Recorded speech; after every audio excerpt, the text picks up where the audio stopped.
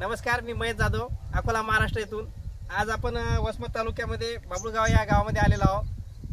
तर तुमचं नाव? देवीदास नारायण ढोरे. सरांच्या आपण प्लॉटवर थोडंसं व्हिजिटसाठी आलो, कारण यांना कपाशीला आपल्याला रिझल्ट द्यायचे होते. सुरुवातीला रिझल्ट देण्यासाठी आलो होतो की त्यांनी हळदीमध्ये वापर करून थोड्याफार क्षेत्रात म्हणजे एका पंपाचं त्यांचं पाणी उरलं होतं आणि ते पाणी उर्वरित जे आहे हे या कपाशीला 6 तासांना त्यांनी ड्रिंचिंग केली. या ड्रिंचिंगमध्ये काय फरक दिसते हे पाहण्यासाठी आपण हा व्हिडिओ घेत आहोत. आणि हे मल्टीप्लायर नरोटे सरांच्या माध्यमातून यांना उपलब्ध करण्यात आलं होतं. तर तुम्ही या कपाशीला हे केलं, ड्रिंचिंग केली, त्याच्यामध्ये काय फरक जाणवते तुम्हाला?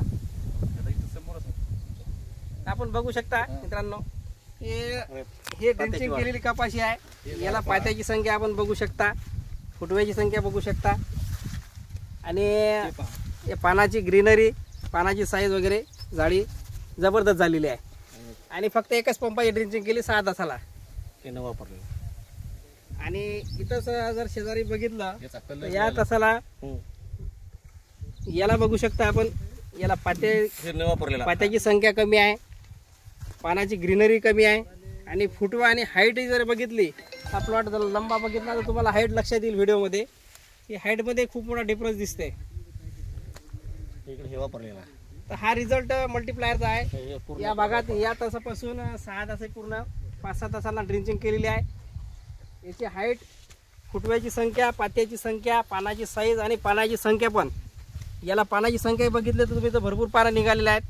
इथं पानं जर बघितलं तुम्ही तर पानं कमी दिसतात, पिवळे पण आहेत कपाशीमध्ये आणि पात्याची संख्याही कमी दिसेल. आणि हाईट जर बघितली तर हाईटचा मोठा डिफरन्स दिसून राहिला.